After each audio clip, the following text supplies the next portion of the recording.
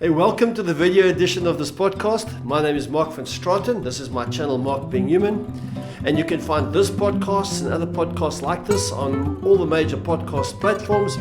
And if you like this podcast, please give it a thumbs up and subscribe to my channel. Otherwise, enjoy the podcast and God bless you.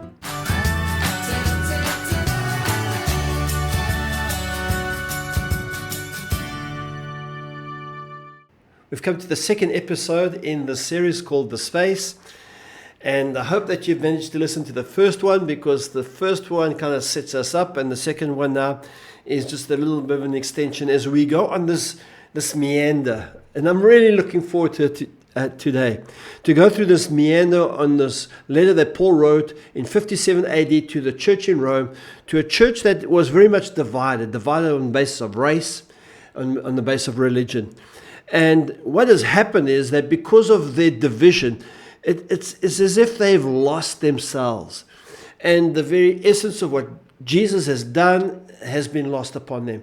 And so in this second episode, which I'm calling The Gift, we see how Paul kind of sets himself up to prepare them for his impending visit. In my opinion, as I read through this next section, he's still, in a way, softening them up a little bit. Because in the second half of chapter 1 and chapter 2, and going into chapter 3 even, of the book of Romans, this letter that's written, he kind of gets right up in their face about stuff. But what he's doing now at this point is that he's bringing some of his heart, some of his anticipation to ensure that these guys will find space for life, that they will get past their divisions and their divisiveness and their polarized views of who God is. In the first episode, I spoke of the fact that Paul establishes his credentials by reminding them who he is.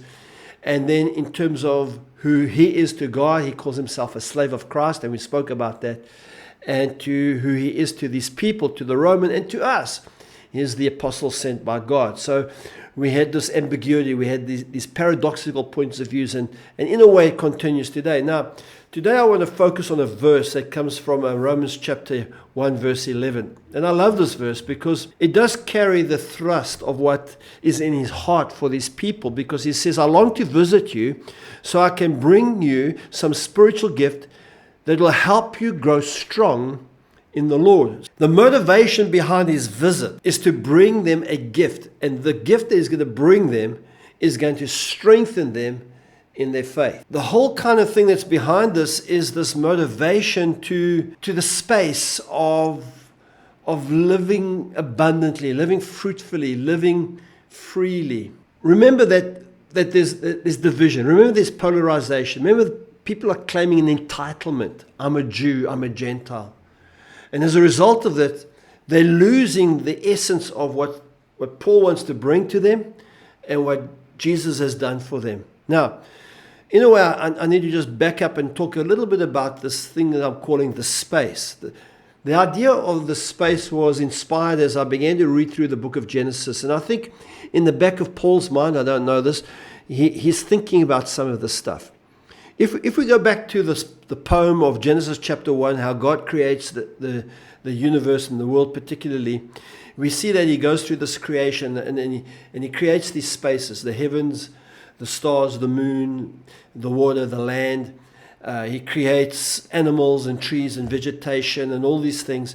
And eventually, on the sixth day, he creates an expression of himself. He says, let us create man in our image. And we, as God refers to himself in plurality, we talk about Trinitarianism or Trinity, God the Father, God the Son, God the Spirit. That God exists in community, that the very space of God is one of communal interaction, mutual submission, mutual life, mutual benevolence. So he creates man, Adam, that's what the word Adam means. He breathed his breath into man, and he says it's not good for man to be alone because that's not a human being yet. Man is not yet a human being, it's just a man. He creates Eve from man, and now we have human beings, male and female. And so the human beings become in essence a community, and Paul refers to this later on as a mystery. So this union element is mysterious. How God exists in Trinity is mysterious. How human beings exist in community is mysterious. And this mystery is bound through an identity of spirit, a commonality, a recognition that I'm more than just something that is material. I have more inside of me, a soul, a spirit. And that spirit connects me to God, it connects me to my fellow humanity, and it connects me to a divine purpose, to some benevolence. And all of these are, in a sense, are spaces, a space of union with God, a space with union with one another, and a space in which we express our union with the earth.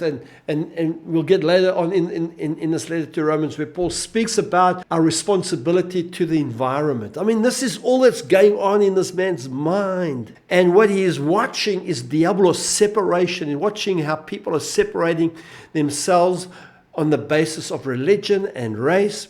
He sees within that people are separating themselves as male and female. The thrust of what he's saying here is the invitation for us to be fully human, because God has created us in this space, this world, this physical space, but there's a space of mystery. Paul is writing this letter because he feels like they've lost their humanity. And he writes this letter and he begins to pray for them. And I love this prayer that he begins to pray. Find in verse 8, he says, let me first say, I thank my God through Jesus Christ for all of you, because your faith in him is being talked about all over the world. God knows how often I pray for you. Day and night I bring you and your needs in prayer to God, whom I serve with all my heart by spreading the good news. One of the things I always pray for is the opportunity, God willing, to come in at last to see you. Now, it's interesting as we look at this prayer that he's praying, what he's doing, he's reminding them in the prayer, and by telling them about the prayer, he's reminding them that they don't exist merely for themselves, but their faith is an example to people all over the world. And so he's connecting them, even in the prayer, to their personal needs, because he says here, I pray for your needs day and night. And the way in which I do it, he says, I pray to God whom I serve by spreading the good news about the Son of God. As you read these words, you realize that Paul is very intentional about the language he's using it, because what he's saying is, you have a part to play in everybody's life. And when I pray for you and for your needs, I'm praying with this in mind. Then I bring them before God. And when I speak of God, I realize that in my heart, it's the spreading of the good news. So he's saying, I want your needs to be met so that you'll be part and parcel of the spreading of the good news of the gospel. But right now, he says, you're divided. And so I'm praying that you'd come together, that your needs will be met, that you can, in a way, surpass just your material needs and all that kind of thing. And then he says, I long to visit you so I can bring some spiritual gift. So within the context of this prayer, which is radically inclusive, him to them to God, and them to the rest of the world. He says, I long to bring some spiritual gift to you. And he talks about this gift. He says, when we get together, I want to encourage you in your faith, but I also want to be encouraged by yours.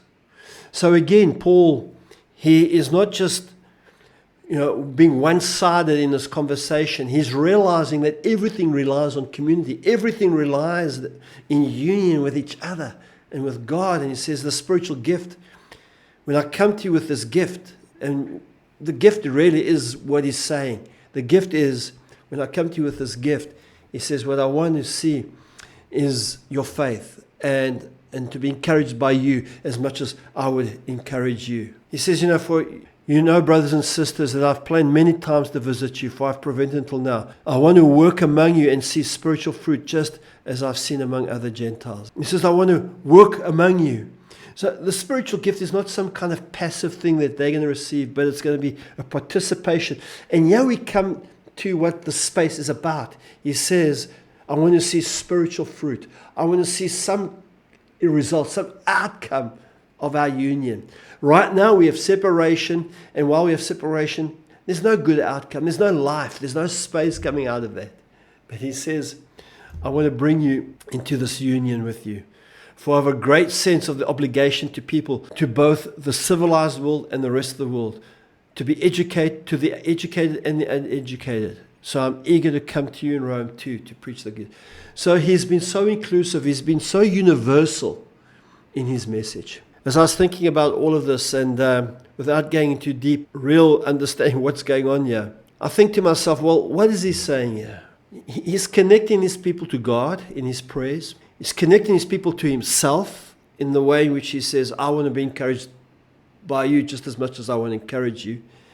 He's connecting his people to a fruitfulness, a work, an abundance, a benevolence.